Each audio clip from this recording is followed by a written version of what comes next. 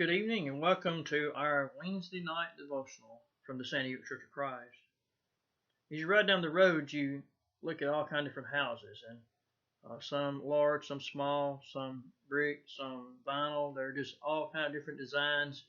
And when we look around this world that we're in, some tall, some skinny, some red, some white, they're just amazing in their designs, and we all have different ones. But when you think of spiritually speaking, when you think about our homes, some of the most beautiful homes are those that are certainly have Christ as their foundation. And the simple fact that you're trying to be interested and involved in devos like we have, and Bible studies like we have, that you're interested in growing your family up in a home that God would certainly bless. And I read an article one time about the four walls that we need to have a beautiful home. And one of those walls that is definitely necessary is it needs a wall made of love. You know, the Bible defines the right kind of love in 1 Corinthians 13:4-8. It's basically a giving love that seeks the welfare and needs of other family members. And the Bible teaches us that we are to esteem others better than ourselves. And so over self-love and selfishness and things of that nature. And so the greatest love possible involved the ultimate sacrifice. And we see that in Jesus when he gave his life. And love must be taught in the home. We must consider, do the children there see their dad, that husband who loves the wife like Christ loved the church, Ephesians chapter 5, verse 25? Do they see a woman, a mother there who loves her husband and her children the way that she should in Titus 2 and verse 3? Do they see parents who show consistent love, consistent discipline, godly instruction, godly affection consistently throughout that house? And so love must be demonstrated. Romans 5 and verse 8 tells us it must be shown. It must be influence must come through the actual scene of that happen in our homes. And love also must be expected from everybody, from every side. Love must be expected. It must be anticipated. It doesn't mean that we have to spoil or we have to be selfish. Love doesn't act that way, but there must be an expectation of love in that home. Another wall that our homes need is a wall made of trust.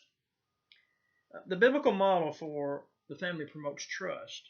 That's why we should not be surprised when families fall apart when there's a lack of trust. You know, adultery crumbles that wall. When the husband can't trust the wife can't trust the husband. When there's marital unfaithfulness between the mates in that home, trust cannot easily be had in that home, and it can't be rebuilt. It's almost impossible. The lies that crumble that wall of trust that we find there in the Bible, if family members cannot believe in each other, they cannot trust each other, then there can be no honesty, there can be no expectation of honesty, and there can be no growth, no closeness in that family. Truth is actually the only option that we have. So our homes need to be surrounded with that wall of trust. Another wall that our homes need is a wall of unity. And it really applies to the whole spiritual community, not just in our homes. But where the psalmist said, "Behold, how good and how pleasant it is for brethren to dwell together in unity." Psalms 133, verse 1. And so it doesn't matter where you're talking about, the church or the home. Parents united in their discipline and rear their children up, unburdened by confusion or a divisive spirit. What a great home that is, atmosphere to have been raised up in.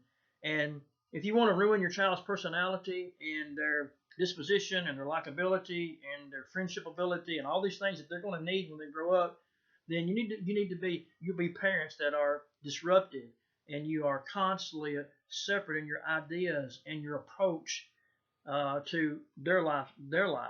And and so many families now are not united spiritually, they're not united emotionally, they're not united in their efforts together, and so it just presents a problem for our generation.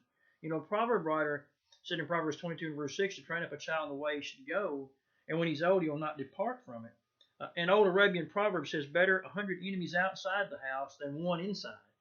And so that's so true in any organization, any church, any home. But tonight we're talking about the home.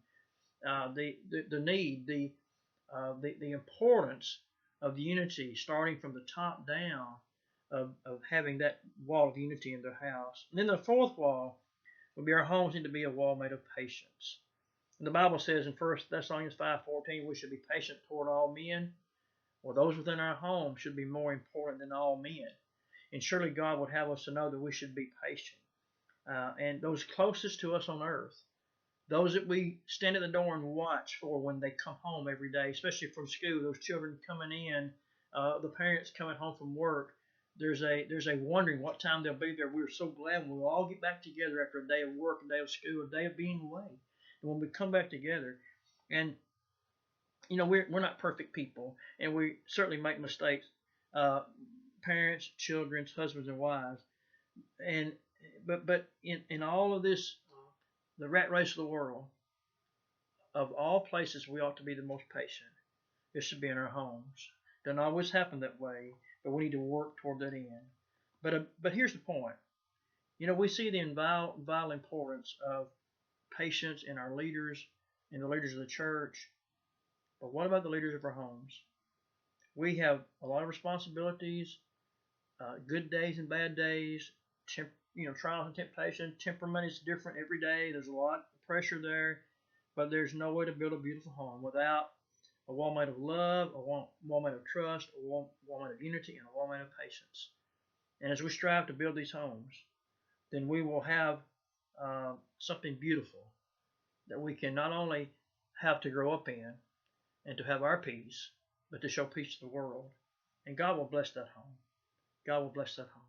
I pray tonight that you're working toward building that kind of home, and that you can feel the blessing of God in the lives of you and your children. And it can be an influence to your neighborhood, not only to the neighborhood, but further reaching out than that to the world. And so let's strive to make our homes that beautiful. Thank you for joining me, and may God bless you.